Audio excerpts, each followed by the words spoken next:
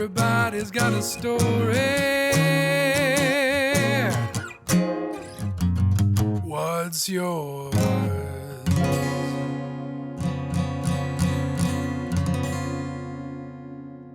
Hello, friends, and welcome to episode 14 of Cool Story with David J. McNeil. Thank you so much for listening. I really appreciate your support. This episode features a chat with my buddy Jonathan Baldock. Jonathan is a man of many skills and interests. I met Jonathan about 15 years ago in a workshop for actors.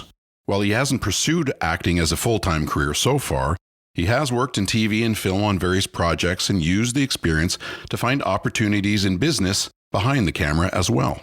One of those opportunities came when he purchased the very first Red 1 4K digital camera in Toronto, a camera that quickly became the favorite of directors like Peter Jackson and Steven Soderbergh. That led to the creation of his company Camera Rentals Toronto, which saw him purchasing more Red cameras and supporting gear and prime lenses, which he has rented out to major motion picture studios for over a decade now. Jonathan has also spent the last 10 years working as a global account manager for LinkedIn, sharing his time between Toronto and his LinkedIn office at the Empire State Building in New York City. So when Jonathan told me he was launching a new app called Glimpse Social, I was intrigued to say the least. In our conversation, we chatted about where the idea came from, some of the many potential uses for the app, and specifically the role Glimpse Social could play in dealing with life in the age of COVID-19 and beyond. So without further ado, here is my conversation with my good buddy, Jonathan Baldock.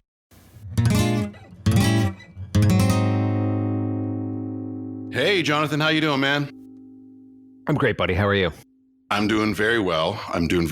You've been a pretty busy guy. I haven't seen you in a little bit, though. You were last I saw you face to face. You were visiting us in Costa Rica. You stayed with us for a little while down here, and we had a good time. Yeah. I was down there for a week, and I managed to wedge in some internal work interviews for another job that I was working towards. That's right. Yeah, you were in transition. What's happening these days? You left LinkedIn. You had been there for how many years? At the end, it was like almost 10, so like 9.5 years. That's a long time. That's to be in at one position for our one company these days. Yeah. I think I'd overstayed my welcome. Oh, really? Wow. I mean, you get that 7-year itch after 3 years, 6 years, 9 years, and then so when I was in Costa Rica hanging out with you guys, obviously it was amazing and the weather was awesome, and I definitely enjoying the heat. While I was down there, it was actually just before I came to visit you guys. The team that I was working on was what they would consider end dated. So they let us know like a few months in advance, we're going to shut down the team and you guys need to find other jobs. Yeah. And it was actually like at that time, I toyed with the idea of being like of moving somewhere else in the world.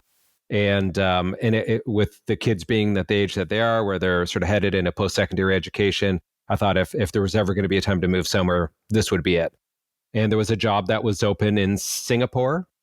The team was really awesome. So I kept doing late night conference calls in your office, basically job interviews while I was in town with you. And eventually I was actually successful. They offered me the job. I definitely wanted to take it. And then COVID happened. COVID was already starting up, but the lockdown really kicked in, and so it still was progressing towards happening. But then basically about a month before I was supposed to ship out to Singapore, they said, it's not going to happen. We can't get you the work permit. LinkedIn's no longer supporting international moves. And which I totally understood. And I knew that was a real possibility, especially a week after week and month after month, when you just sort of see the state of the world. I understood, I got it. And I was like, okay, it may make sense. It's sad because I loved the company and I loved all the people I was working with, and we did a lot of good, but, and I thought it would have been a really great and fun adventure. So definitely, I don't think I would, close the door to that. I would love to have that opportunity to live somewhere else in the world and learn all the different cultures and the ways of doing business. But but that definitely shifted. I ended up leaving LinkedIn, and so now I'm pursuing other opportunities.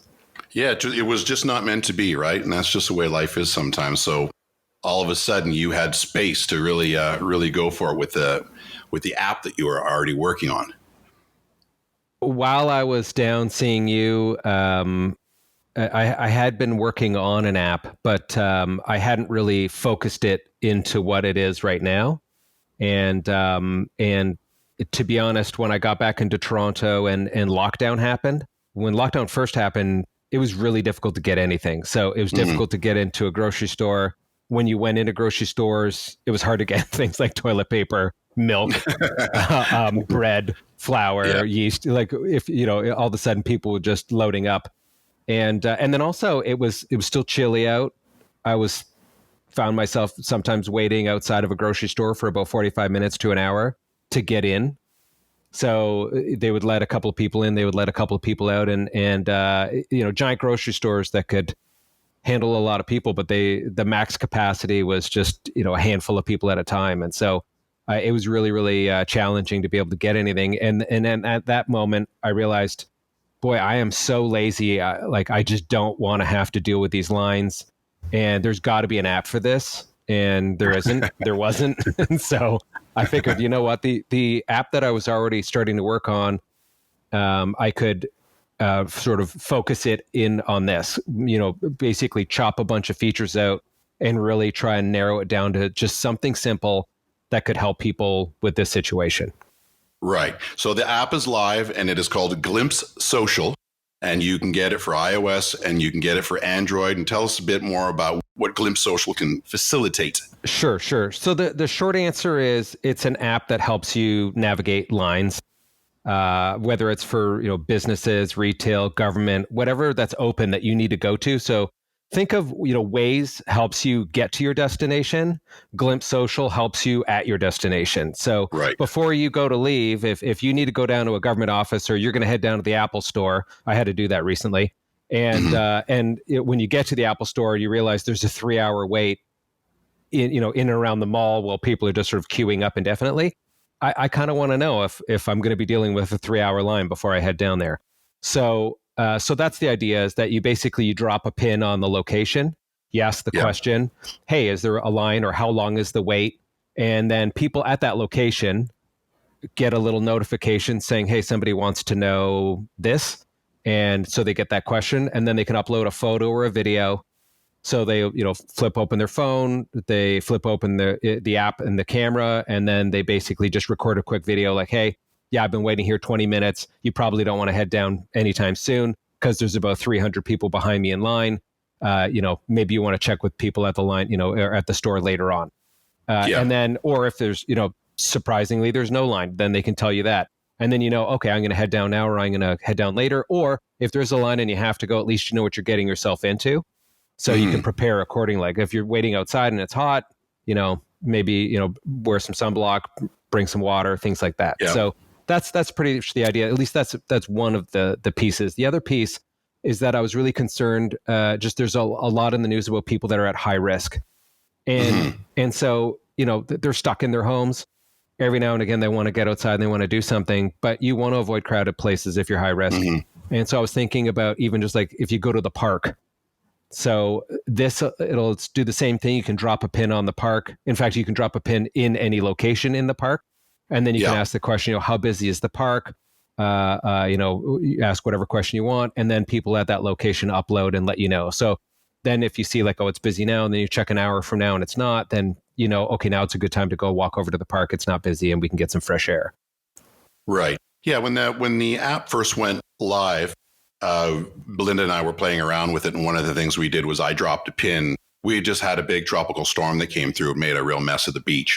And so it was like, oh, well, in a situation like this, you could drop a pin on the beach here in Playa del Coco and say, is the beach worth going to with all the debris or whatever? And you could take a video and see whether or not there was enough, whether the beach had been cleaned up yet or what the situation is and whether it would warrant going down. So that was one of the situations we saw right around here. But, there's so many situations that you could or situations you could use it for here in Coco or anywhere. But you were saying earlier that originally it kind of had very day-to-day application and stuff, and then when COVID hit, it's like, well, there's an opportunity, like you said, to for the greater good to be able to use it for as a security option as well. Yeah. So it dawned on me about a month and a half ago, before we had launched, that the federal election on November 3rd, so that presidential US, election, in the US, you've got in the neighborhood of, let's say if 150 million people have to go to the polls, a small percentage of those people are going to be working their way, like advance voting, mailing something in. But most people actually have to physically go to the polls. Yeah. And so knowing what you're getting into when you're going to the polls is going to be really, really important. The US spans so many different geographies. And so obviously a lot of different climate zones. There's going to be areas where in November it's going to be hot. And there's going to be areas in the United States where in November it's going to be cold. I could imagine a situation where either, I'm stepping away from working, even if I'm working from home, or I'm working in a location, but I have, say like a 2-hour window to go and vote. I get down to the polling location and I find out there's an 8-hour wait. Yeah. So now I'm going to get trouble with work. It could be that I'm arranging childcare so that I could get out and vote. But if you can see, so if you drop a pin on that polling location and people are telling you, like there's no line, come on down, it's great. Or I've been here for hours. We're all thirsty. We didn't bring any, so now, okay, I'm going to plan, I'm going to pack food, I'm going to pack water, possibly sunblock, or maybe a chain, like a lighter jacket, whatever it is when it gets cold in the evening. So that way, you know what you're getting into. And you can also make appropriate plans before you leave to take care of your family, to get a babysitter, whatever it is that you need in order to be able to get down there and make your vote count. And so I see make this enough sandwiches for everybody else as well. Yeah, exactly. Yeah, bring down about 4,000 or 5,000, maybe 10,000 sandwiches and help everybody out. But exactly. Yeah, no, but the reality is, I think everybody, it's their right to be able to get down there and vote. So let's make it hopefully a little bit easier and give people the opportunity to plan appropriately. So on November 3rd, people can do that. And this works anywhere in the world, but specifically for this particular use case for the United States, anywhere in the United States. So all you have to do is just drop a pin on your polling location. And then as long as somebody's within a close proximity to where you've dropped the pin, they can answer that request for you. And the reality is we've got a function in the app called follow. And so let's say I'm about to ask that question on the polling location, how busy it or what's the line. And somebody's already asked the question because there's two different color pins. There's like a light orange is or like a yellowy orange is the question. And then a darker orange or like a reddish orange is the answer. So those are the two different color pins. So if I see a lightish color orange, then I just touch that one and it'll bring up the person that has already asked a question that hasn't been answered yet. And if it's, if it's the exact same question you have, then you just hit follow. And then you could have 10,000 people could follow that one question. Then when it gets answered, all 10,000 people get the answer at the exact same time. So now you don't have to, 1,000 different people don't have to ask 1,000 different questions to get the exact same answer. If the question's already down there, away you go. And then the same idea with if you are going to ask a question, but you already see the answer there. As people are posting the videos, the newer pin is the newer answer is larger, and then the older the answer gets, the smaller the pin gets. So if you see 4 or 5 bright orange, like the answer, so the darker orange pins, the biggest one's going to be the most recent answer for you. So that way you can even tell just visually which one's the newest result, so that I know what to prepare for. Yeah. And so people know too, as I understand it, if you open it up, don't expect to see pins all over the place because pins have collected for the past year or something. It's timely. These things are only up there for as long as they're useful, right? And then Correct. And then they disappear. So I can ask the question, and if it doesn't get answered within an hour, it just goes away. And then same thing with the answer. So if someone answers my question after an hour, that pin will go away. So it just starts to shrink and then it disappears. Because 1 hour from now, the odds of that answer being appropriate for that line is going to be pretty limited. And things can shift quickly, especially I'm finding locally here in Toronto with the grocery lines. If I check or even if I drive by one time and it's like a massive line, 30 minutes later I drive by and there's nobody out front.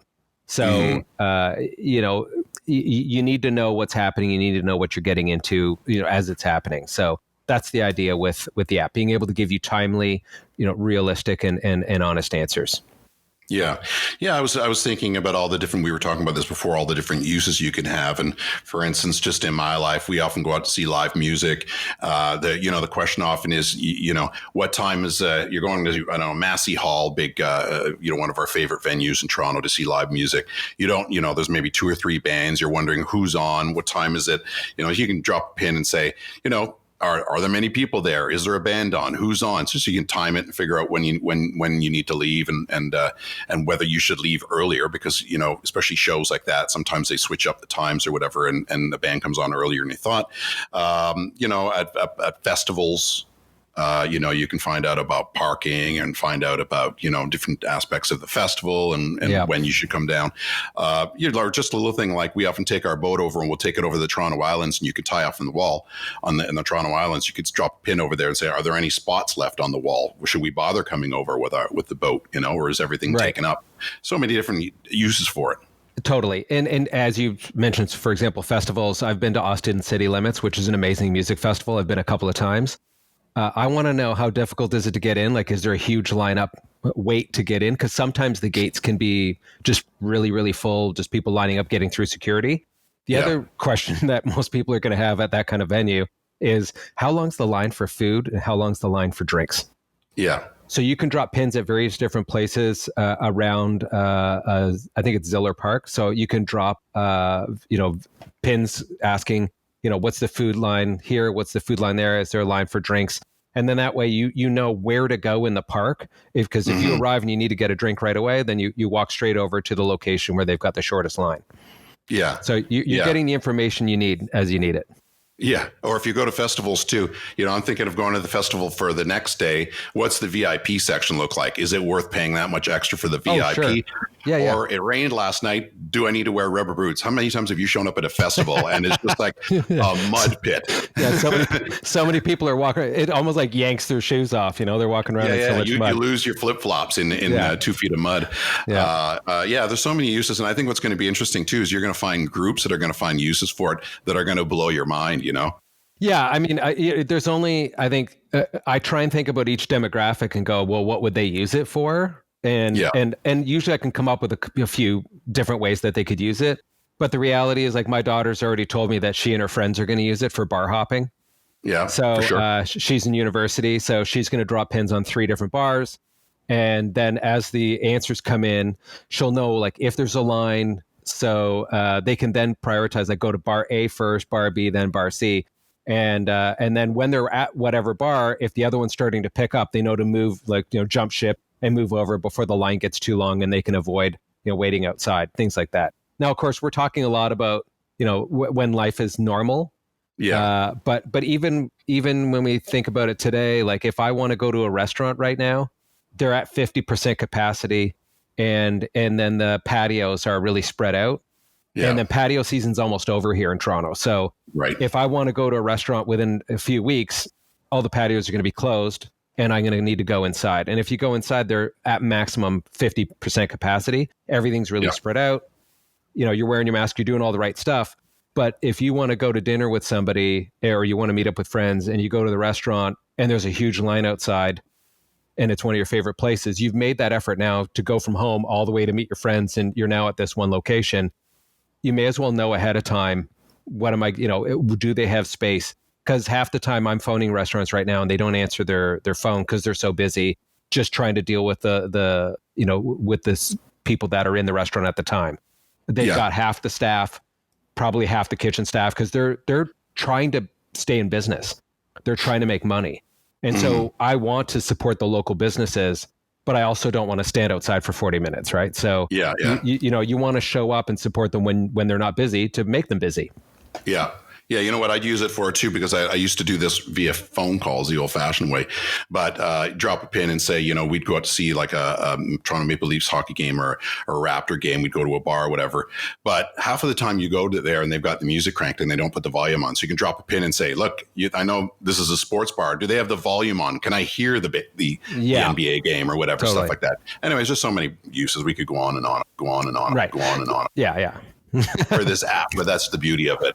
It turns into your own thing. So I don't know anybody who's ever built an app before. I mean, how does that work? So that was an experience.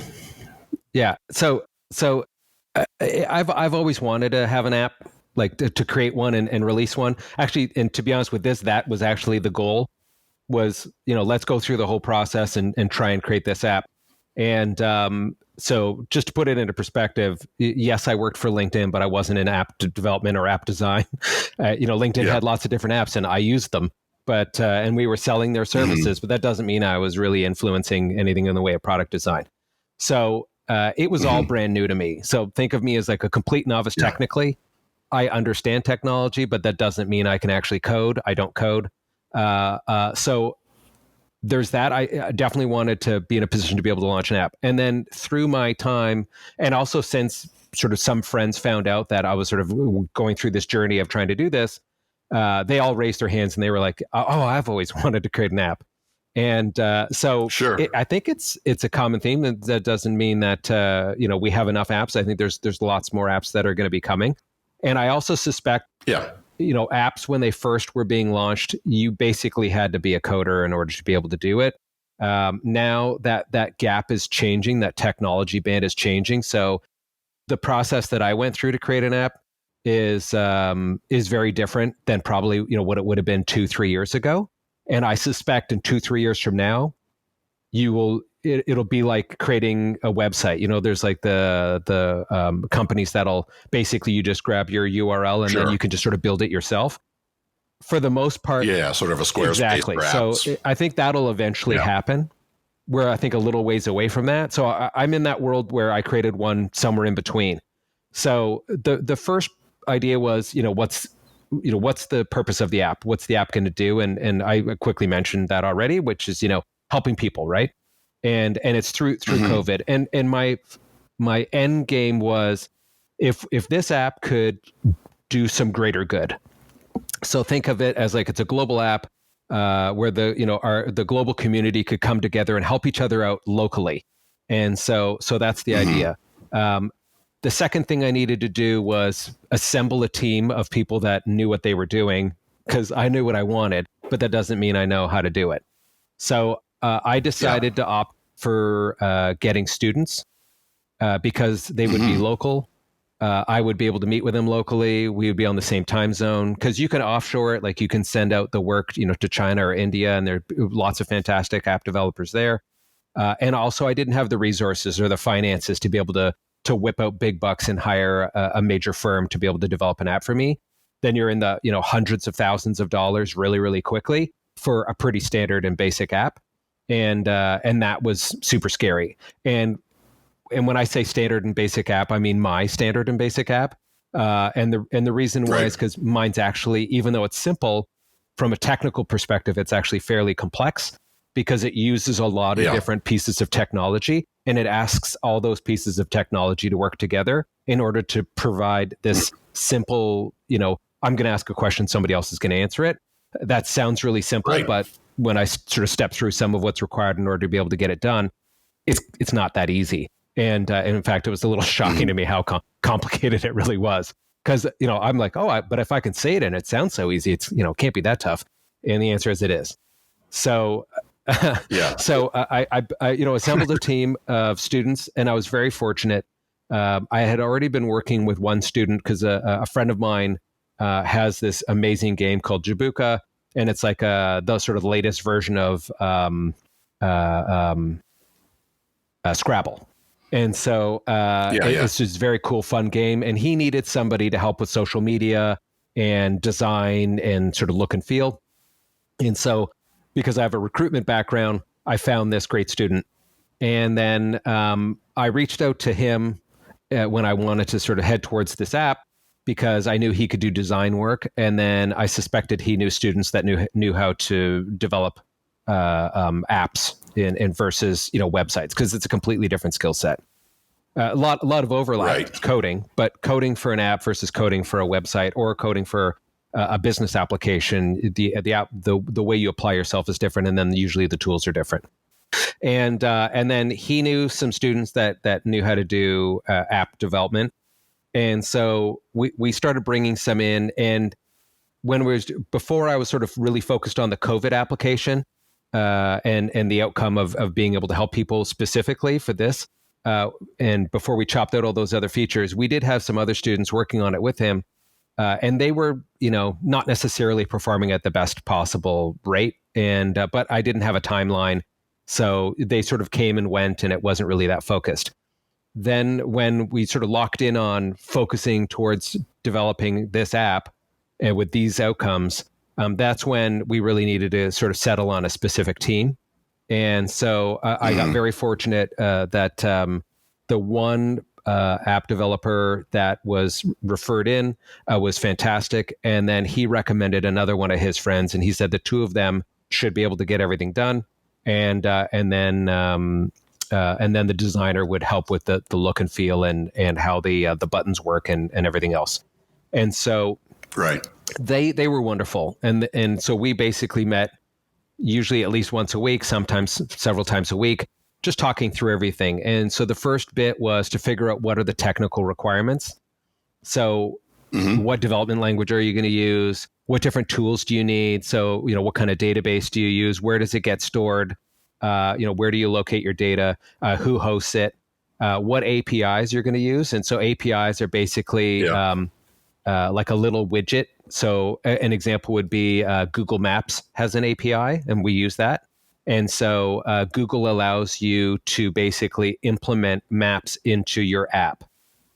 And then we're also using the GPS from Google. We're also using the search engine from Google. And so when you start adding in all of these different tools, you're using a database, you're using maps, you're using search, you're using GPS.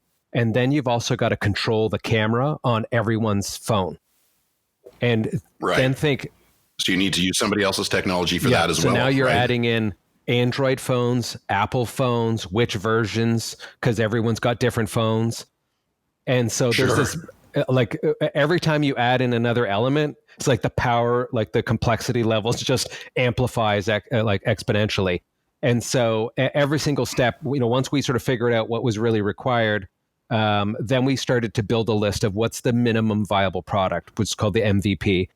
And so this is, determining what features and functions you want, and then starting to talk through, how it's going to look, all that kind of stuff. And then that's when you start to figure out, okay, let's start to get an estimate of how long this is going to take. What order do we try and build this in? And how difficult is this going to be? And so in our particular case, it was developed for Android first because it's way easier to develop an app for Android. And then start adapting the technology for iOS. And it's just because we didn't have the big bucks to have a large development firm sort of take us through everything and just sort of whip it all together. I suspect they would have been dealing with a lot of the same challenges, but we certainly were dealing with some technical challenges. We would, start to get camera control, and then, half the time it would work. Sometimes it wouldn't work. For these phones, it would. For those phones, it wouldn't. Once you started adding in different elements, it just made it more complicated. And then one of the other pieces that we added on as we worked our way through development was proximity. So I figured that if people had the app open and it pinged them and said like, hey, somebody wants to know something about where you are. So for example, you're at the concert and there's the opening band on, and you get a little vibration in your pocket, and you look, and the question is what band is on. I'll help out. No problem. I'll do that. But if I'm watching the concert and I don't get that vibration, or I'm at some location and I don't get a ping, I may not help out because I'm not walking around with the app constantly looking for how can I help people.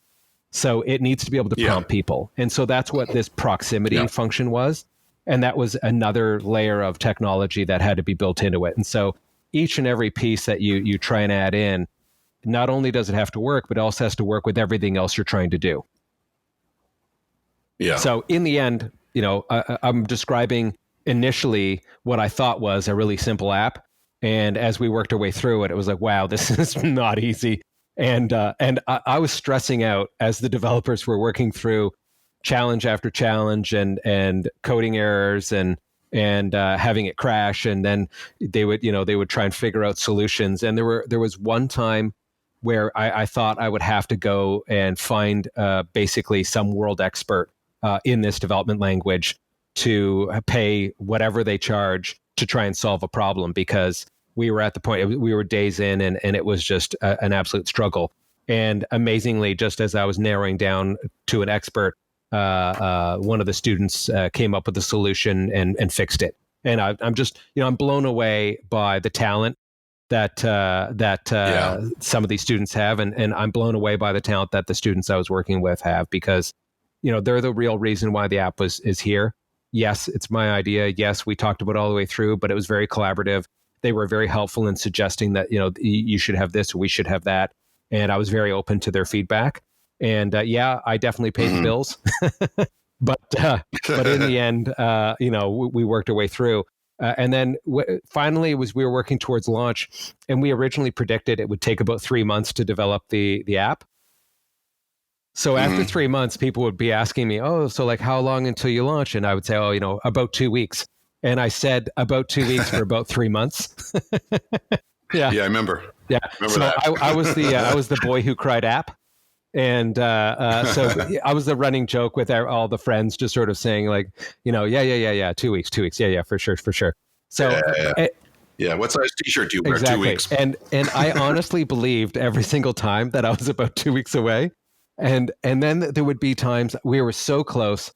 If somebody asked me, I'm like, oh yeah, maybe the end of this week, because I thought it was the next day. So I was adding time. Yeah. I was like, okay, if I think it's tomorrow, maybe it's a week. So I would tell them a week, and I was still like 3 weeks off, just because you can get Android to release it and Apple to release it doesn't mean it's actually going to work when you're in practical, life. And then you still need some feedback. You were one of the people that gave me some feedback at the very end and said there's not enough characters to be able to ask your questions. And so we switched it from 50 characters to 75, and it actually shows you the character countdown as well now when you're using it. Yeah. So, you're counting on friends and family and people that you're giving the app to early, just to say, what's the deal? Is this going to work? Yeah, Does this exactly. feel good? Now, one of the decisions that was made fairly early on, once I found out like we were using all of these different APIs that you actually have to pay for. So, Google's charging you every time somebody logs into the app and like opens up the app and they open the map, you're going to get charged for that. If they do a search, you're going to get charged for that. If they're storing any data, which means if they do anything on the app, you're going to get charged for that. So if it locates them by GPS, you're getting charged for that. So all of these things, it all adds up. And so we were trying to figure out the math on it, and I quickly realized if just handfuls of people use it, which actually means it's not going to be useful because it's like Waze, it's crowdsourced. I'm really counting on people to go, this is great, and share it to their networks and tell their friends and family, like, hey, download this and we can help each other out.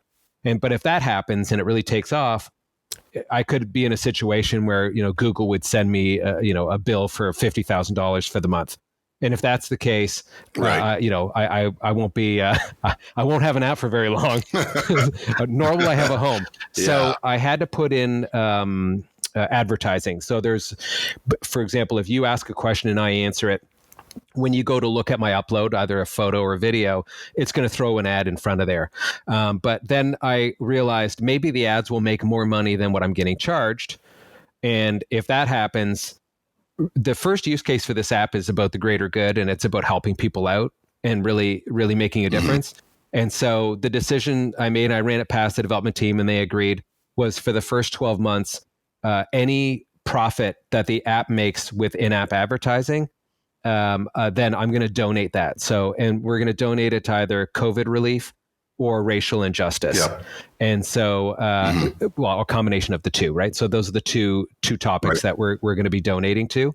And so that we launched the app last week. So we've got till next, the beginning of next September.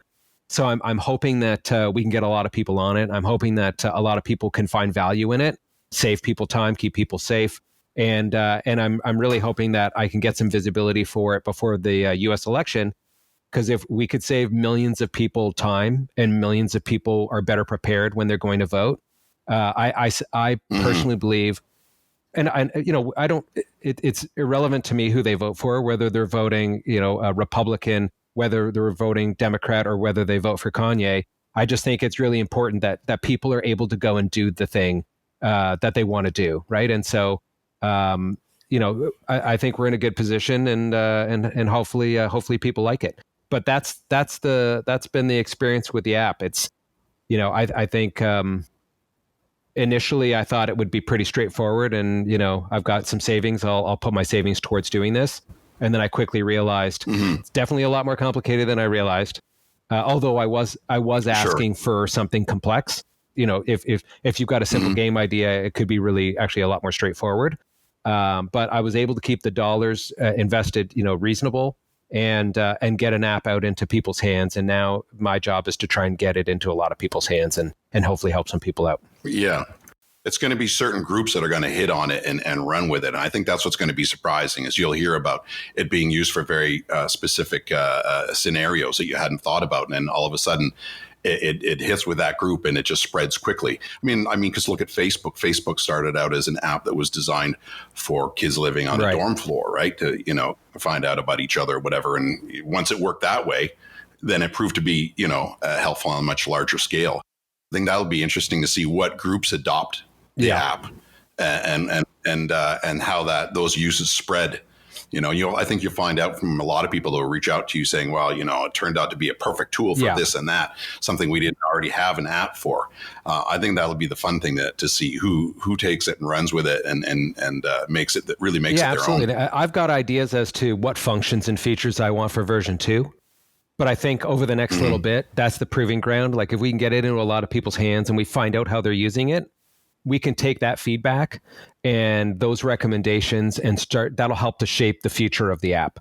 So that way, if they're using it for, as you said, like different ways that you didn't anticipate, but those are really compelling and a lot of people appreciate it, then we can build more features around making that use case better for them, because it might be a little bit clunky off the top, just because, it's very limited in its functionality. It's got decent functionality for what we're aiming to do.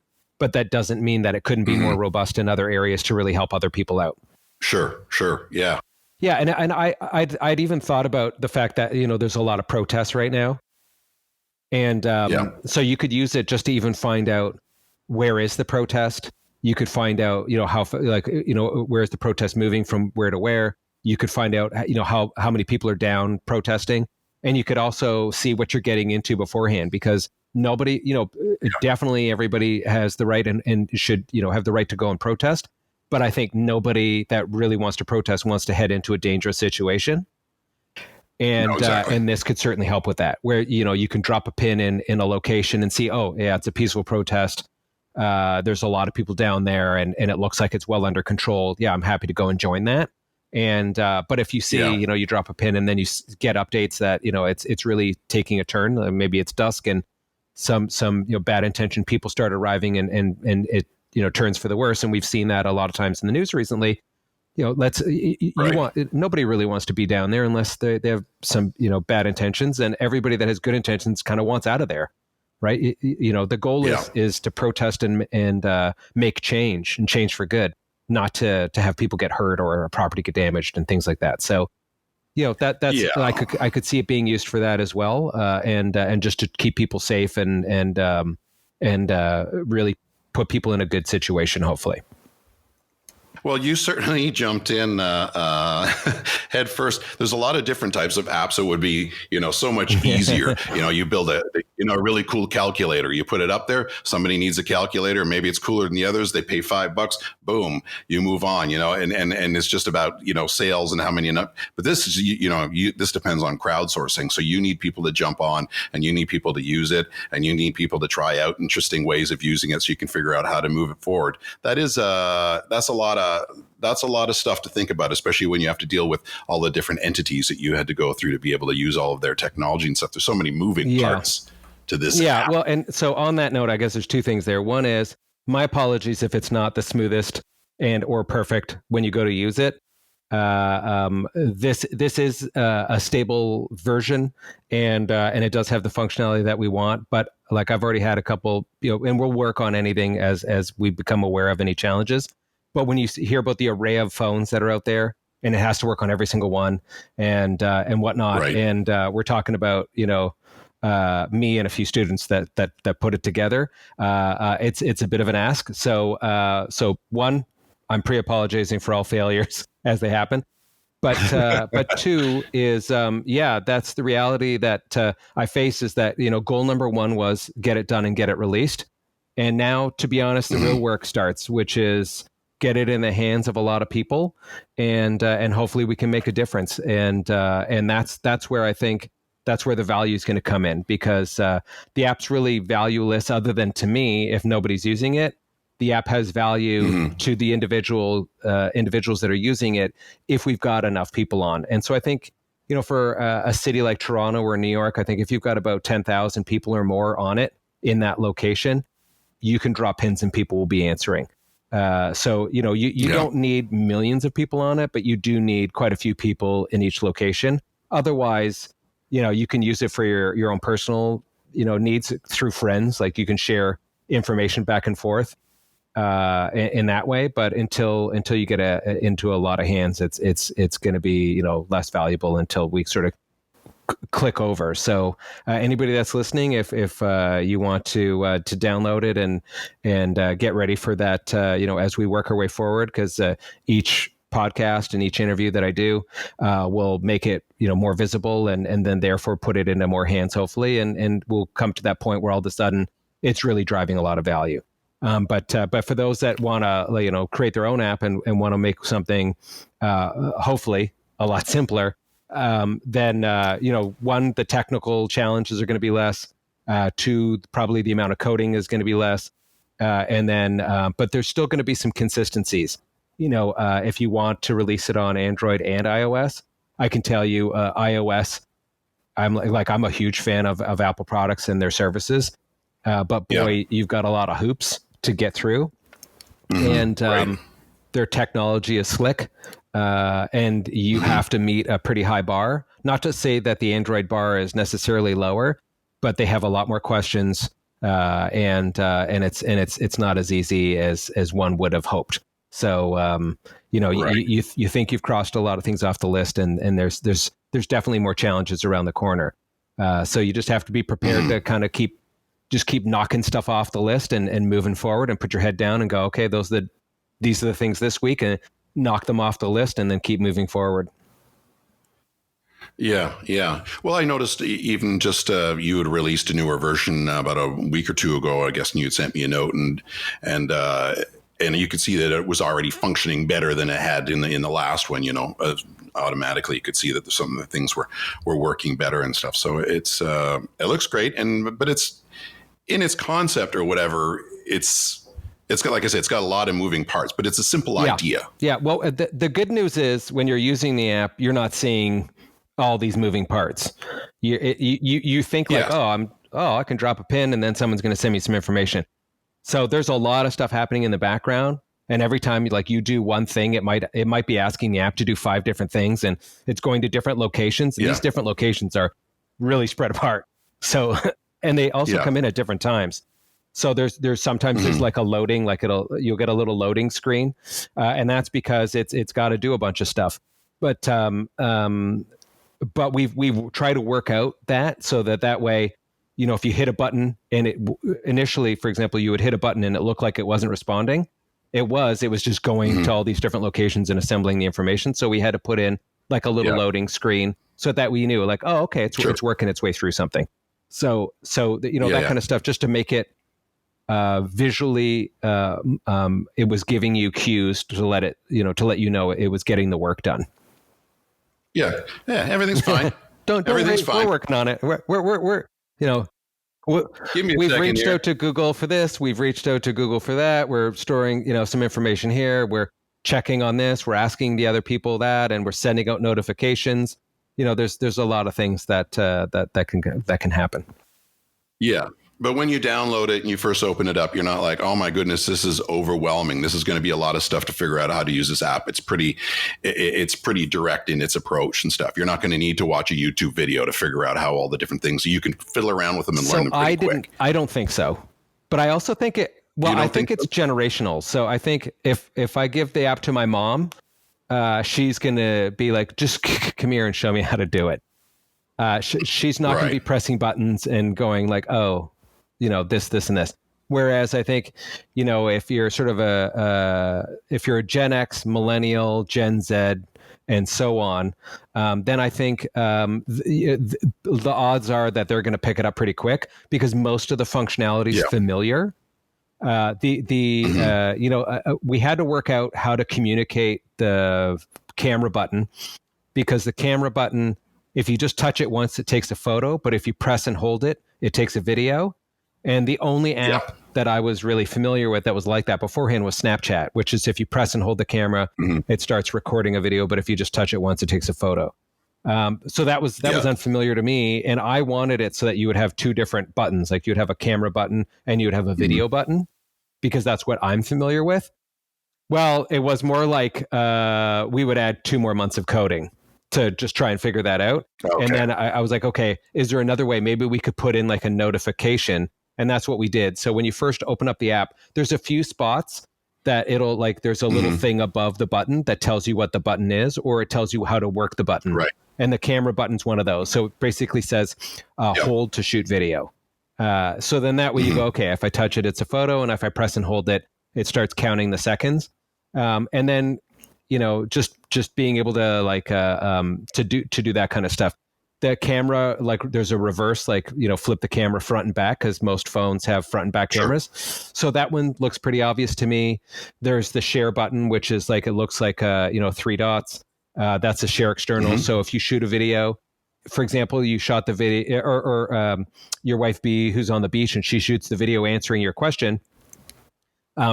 She can also share that to social. So she could be like, this is the beach in Playa del Coco. And this is what it looks like after the storm. And then she could then share it, to social networks. She can share it via text messages. She could share it, via an email. And then that video actually doesn't go away. So it'll go away if you like, after an hour, the video upload happens and then it goes away. But if you share that content, then the video stays. Yeah. And that's going to be a big part of how you get people to your app. Yeah. Sharing in that regard and stuff. And that's cool. Very cool.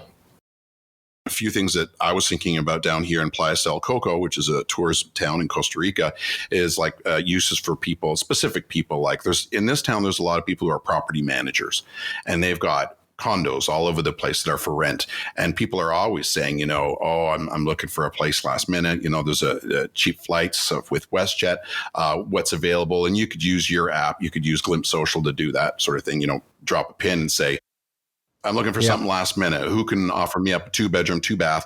Property manager can go take a quick video of the living room or whatever in the pool and say, they got this beautiful property that's available. Somebody just canceled. It's yours. Like if you want it starting Saturday.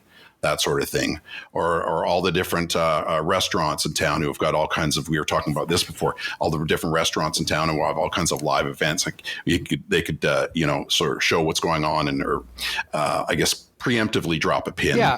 I think that's something that could be really useful for a town like Playa del Coco, because right now there's probably not a ton of tourists coming in and out, and it's mostly just a lot of expats living there. And then all the people that, the locals and everything else.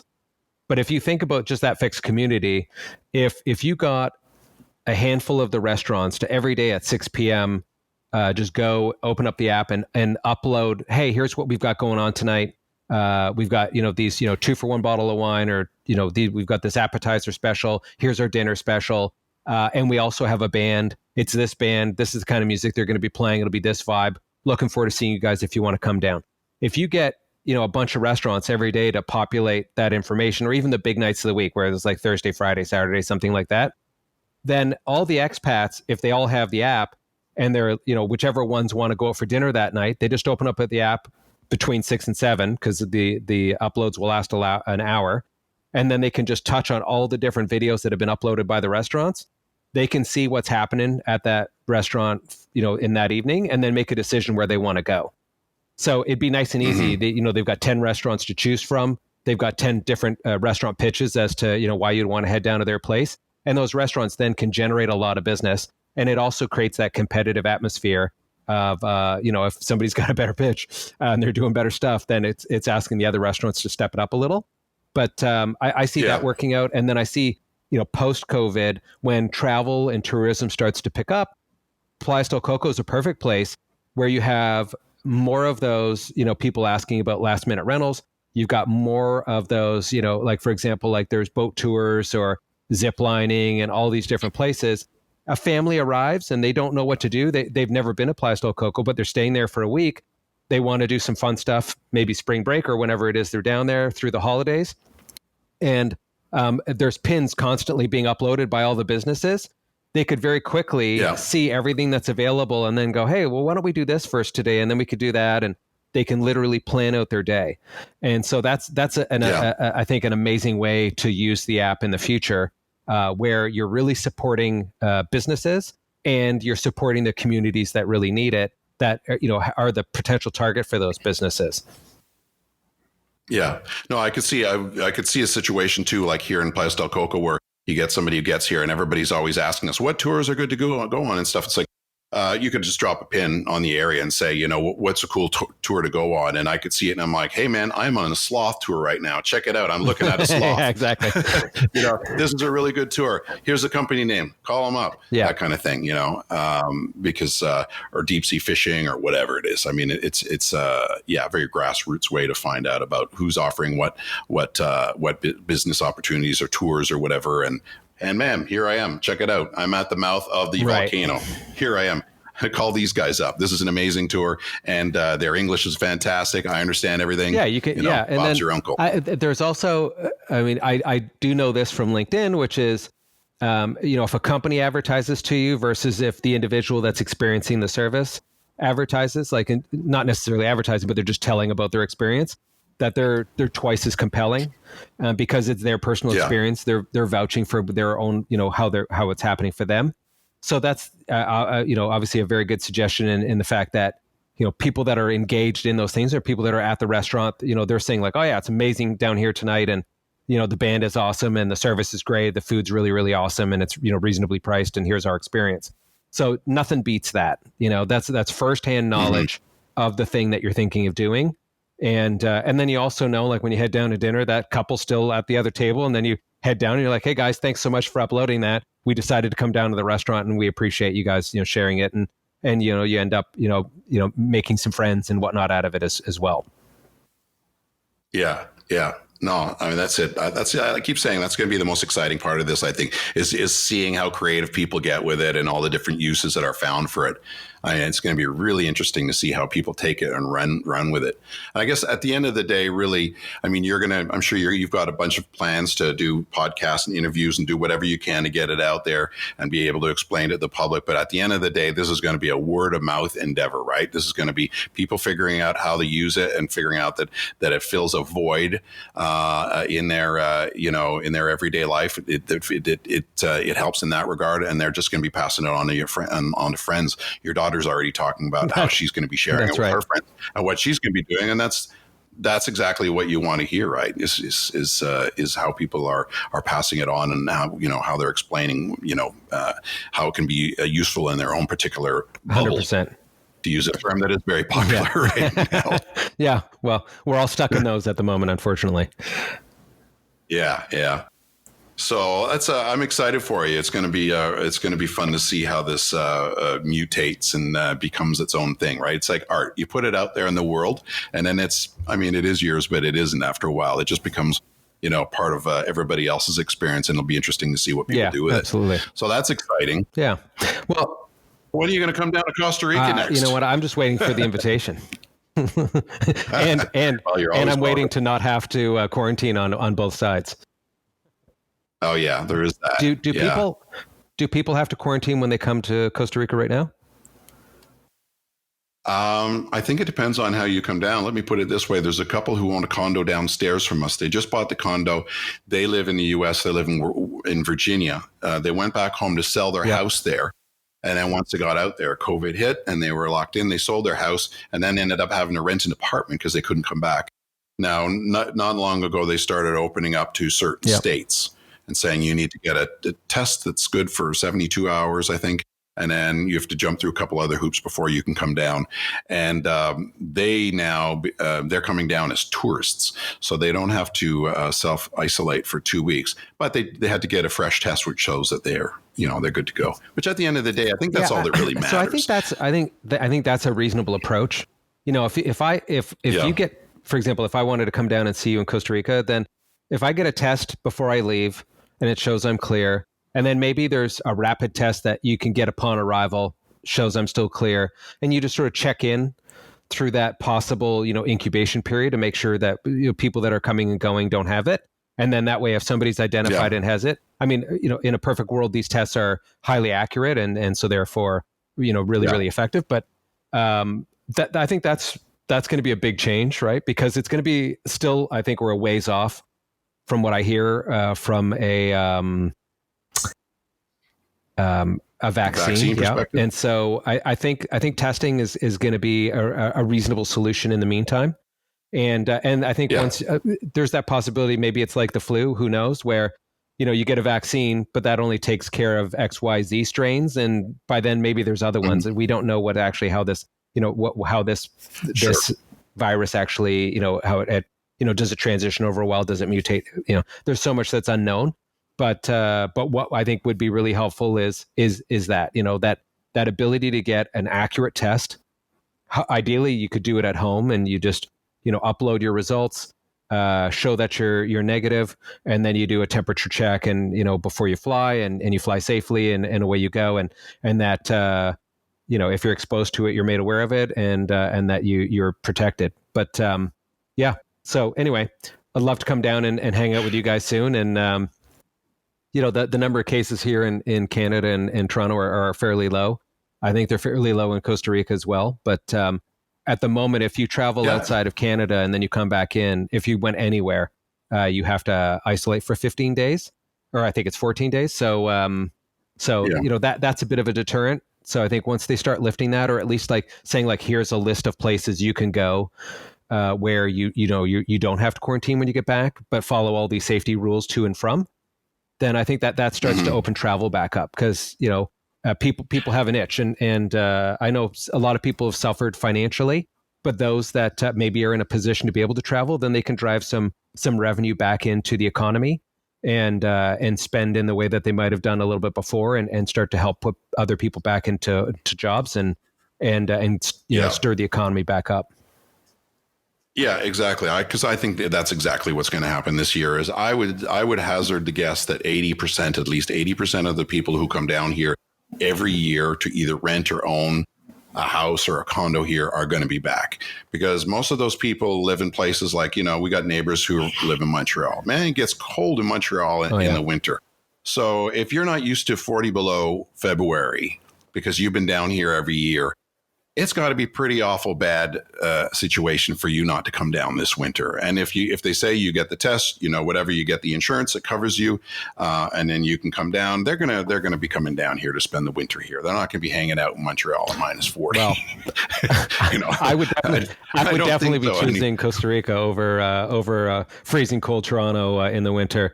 I love Toronto; it's a great city, but there's only so much winter I can take. Yeah.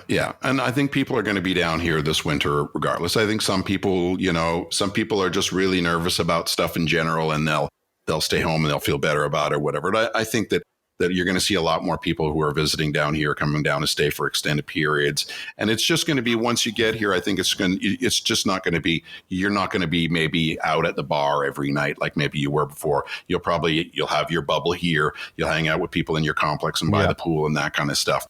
I think that's going to be the big change. It's going to be, it's like it is for you now in Toronto. Yeah. You go out, you do your stuff, you do all the stuff you need to, but you don't really take any, big risks. You play totally. it smart. And For me personally, I obviously had a renewed focus on, like how do I spend my time, right? Because you're sort of trapped indoors. And so my renewed focus has been on my health and just really trying to eat as cleanly as I can. There's definitely some exceptions in there, but eat as cleanly as I can, have the right vitamins in my system, and be as physically active as possible. So as much working out as I can fit in, and then balance that out with how you spend your time being productive, with work related activities. But that's been really helpful for me, just for my mental state, is just trying to do as much physical activity as possible, so that way I don't feel like I'm a couch potato indefinitely. Definitely blown through a lot of series on television and Netflix and Amazon Prime, but on the outside, you still got to do stuff to stay healthy. Yeah, and at the end of the day, too, if you go over to the grocery store and you do happen to put your hand on something and put it in your eye and you get sick, you're in pretty good shape to be able to battle and fight that virus off, right? You want to be in the best possible shape if you get it. To a certain degree, there's not a lot that can be done. There are things that we can do to slow it. I don't know if there's anything we can do to like completely stop it. Otherwise, we would have been able to completely stop the flu. And so that's my interpretation, and I'm happy to be wrong.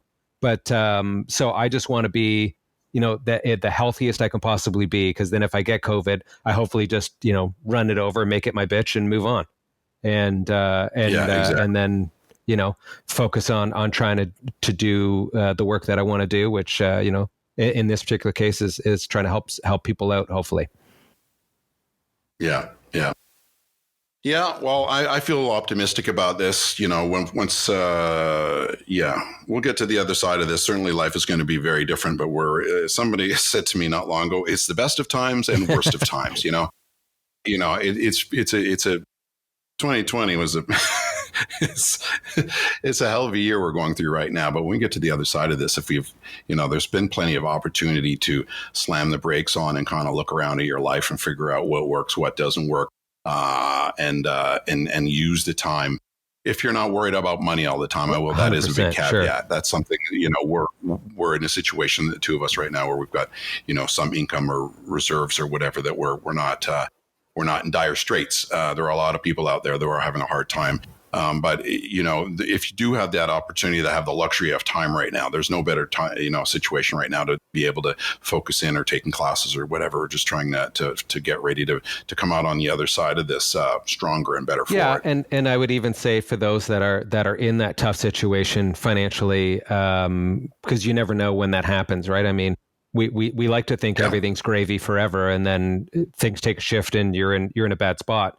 And that's to try your very best to keep a clear head, focus on what's going to move you forward, stay as positive as possible, and then do the things that are going to get you to where you need to go. Whether that's securing another place of employment, but also just if you don't have that employment, at least focus on your health and your well-being. So that way, when you are interviewed for a job, you're as clear-minded as possible. You're able to represent yourself in the best possible way. Mm-hmm. And it's tough, for companies to hire people if they are, acting like they're having a tough time. They want to hire people that are like happy and healthy.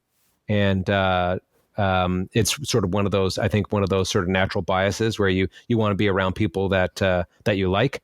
And so, to put yourself in the best position where you can interview and come across as the best you are on your best days when it's pre-COVID and none of this is happening. It's tough to do, but you always want to put your best foot forward. So anything you can do to get yourself into that situation is always a plus. Yeah. And funny thing is too, and I've mentioned this many times on the podcast, because it's almost become part of our lives, Belinda and I, because last December, you'll remember that Toronto Life did an interview piece on us and published that. And it was a piece on digital nomads. And they interviewed us and a few other couples, and they were all people who had kind of left their 9 to 5 and were able to use technology to be able to work wherever they wanted to work. And then just we got down here and we're posting what we're doing with our lives and stuff, and people get really interested. Oh, how do you do that? And it's pretty straightforward. We were saying in the beginning, but now since COVID, it's like everybody's kind of looking at their situation and thinking, because now that you're working from home and all that, you're like, well, if I can work from home, and maybe if my employer decides that he or she wants to continue to let me work from home, why do I need to work from here? It used to be talk about, oh, you can work from home. Now it's just like, well, you can work from anywhere. So I think that's going to be a big sort of something that everybody's going to be thinking about on the other side of this is, well, yeah, how do I unplug from my little apartment in Toronto or whatever and figure out how to live bigger, how to have better work-life balance. I think that's going to be a huge part of this. That's been a trend I've noticed on posts by companies on LinkedIn is they've been extending the work from home. So, large companies like Google and other tech companies, and I think a lot of other companies are going to follow suit, is they're basically saying, oh, till next summer now. Like first it was the end of the year, like, hey, all employees are going to work from home till the end of the year. And then it was March, and now it's the summer. And then now there's a few new posts from companies basically saying forever, work from home forever. And as soon as you get work from home forever, and your company's not the only one, because if your company's the only one, and then you're like, oh, I'm going to pick up, move to Costa Rica, live in Playa del Coco and buy a place there, great. The problem is then if you want to find another job and your company was the only company that would allow you to work from home. But once that starts, and I think it will, I think you're going to see more and more companies that'll allow you to work remotely. And if you've got that skill set where it really doesn't matter where you are, you're not in a face-to-face kind of role, like retail sort of service role. The demand for I wouldn't say vacation properties, I would just say remote living properties is going to go way up. Yeah. And those communities are going to develop in a way that they haven't before. Because you're going to have a lot of people that are down there earning their standard rate of income, but they're living in a very low cost of living kind of place, and they can improve their lifestyle quite a bit by doing that. And of course, I think that the temperature is a plus too. Go ahead.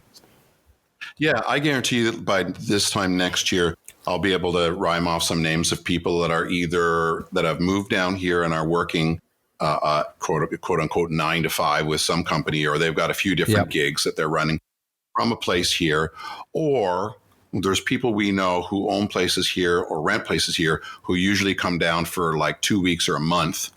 And we'll see those people coming down here and doing like 6 months like we're doing because they can work from here. And then they go back so that they can still enjoy for Canadians anyways, they can still go back and enjoy their universal health care and all that kind of stuff. Because that's a big concern with Canadians, right?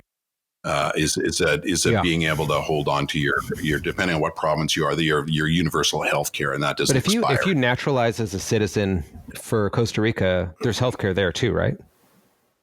Yeah, you can. Well, if that's what you want to do, you can do that. You can come down here and become a citizen or become a permanent resident. And we're in the process of getting permanent residency, just because it just makes things for the 6 months we are here.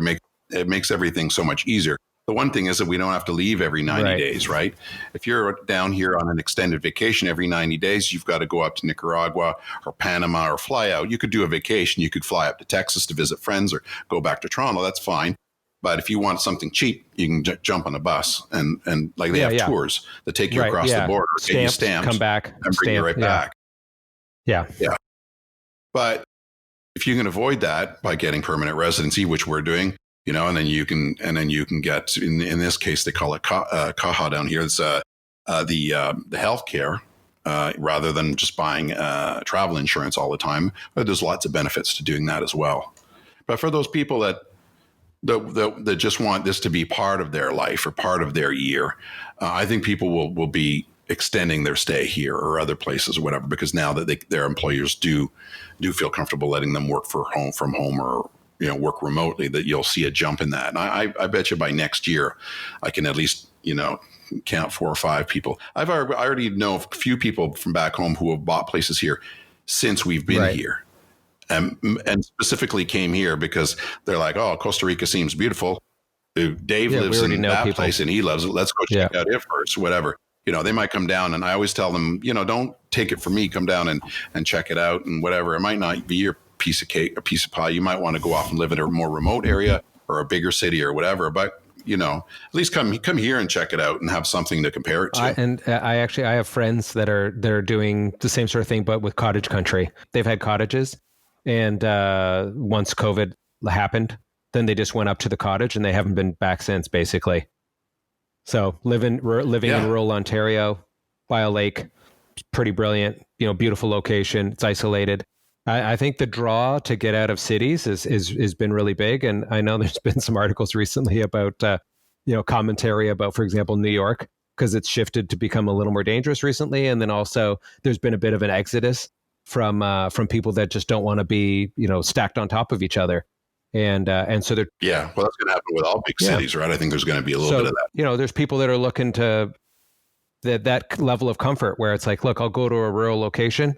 I know the community. It's kind of a bit of a closed community, and I can keep myself safe. And if I can work there and make money, and it doesn't really matter where I am, then same sort of deal. So I think you're just going to see a draw for places like where you are in Costa Rica. You're going to see draws for rural places in wherever they're located, whether it's through Europe or in the United States. It really, I think it's just people are going to get drawn back out to where they feel the safest, and small communities are probably it. It's going to be interesting to see what happens on the other side. There's lots of talk about what people are going to do, but I'll believe it when I see it. You know what I mean? Talking about mass exodus from different cities and stuff like that. And people, I don't know about that. We'll wait and see. But because at the end of the day, people are always going to want to live in big cities where there's lots of action as well. That's true. Well, I would think all the single people definitely want to be where all the action is. If you're single and your options are limited through COVID, and then you go to a small town where your options are even more limited, that's probably going to be a detriment. And you're not going to be running at that too quickly. Yeah, no, exactly. You're not going to be like, it might be a lot safer in Petawawa, but that's not very good for my social life. I'm 22 years old. Yeah. Well, it's going to be interesting. And then people can go off and they can isolate and they can live in their cottage and they can shut off from the outside world. And then every once in a while they can drop a pin on Toronto and say, hey, is COVID still around? Thinking about going to the Eaton Center, and they can get an answer. Yes, it's still happening. All right. Maybe I'll wait another month. Well, I wish you all the best, my friend, with the new app, Glimpse Social. It's pretty exciting times for you. And I can't wait to see the life of its own that this thing takes on, and how it's able to help people all over the world. It's going to be a pretty cool thing to watch happen. So good for you for doing this and having the intestinal fortitude to go through this experience. Because like you said, once you get in there, it's like, oh, okay, I've got this idea and it's great, and here's how it's going to work. And then people come at you and they're like, oh, no, you got to do this, that, and the other thing. It's like, oh, it must be so daunting, but you got to the other side of it, and you've got a finished product, and it works super well. And it's just a matter of tweaking it as you go, and just getting that word of mouth going. Yeah, absolutely. Look, I'm glad to have had the conversation with you early on when I was working through it at the beginning. I'm super happy to be able to have the conversation with you now on this podcast, and thanks for having me on so that I can talk about it now that it's been published. And I'm hope in the not too distant future we can regroup and we can talk about the fact that we've got some people on it and they're using it, and we can talk about the different ways that people have decided to take advantage of it, and hopefully it's helpful. But I feel like something has been accomplished, but I also feel like there's a lot of work ahead, and I'm excited about it. So thanks so much. Very cool. Oh, you're welcome. I'm looking forward to down the line when you're like a mythic Jeff Bezos character, and I can field questions like, is it true that you're sleeping in a saltwater pod? So I don't know if you're aware, but as soon as you publish an app, they start sending you ads for those pods, assuming that you can afford them. So I'll get a pod as soon as I can. As soon as the money's in the bank, I'll order up a pod for everybody, including all my friends. We'll have you on when you become a Howard Hughes type personality, and I have to dispel all the myths about how bizarre you've gotten, because everybody's telling stories about you. Right. I want to be able to walk around with tissue boxes on my feet, and have people go, yeah, that's cool, because they're like too afraid to say anything. Yeah. All right, buddy. Well, thank you so much. All right, cheers. It was good talking to you, and look forward to seeing you in Costa Rica when you come down next. Thanks, pal.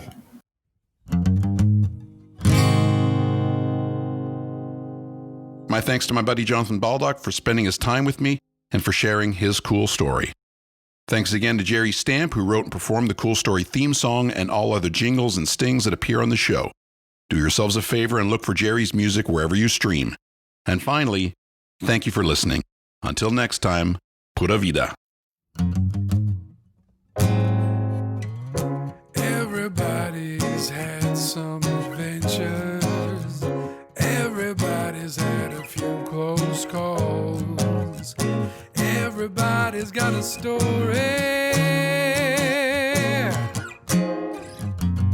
What's yours?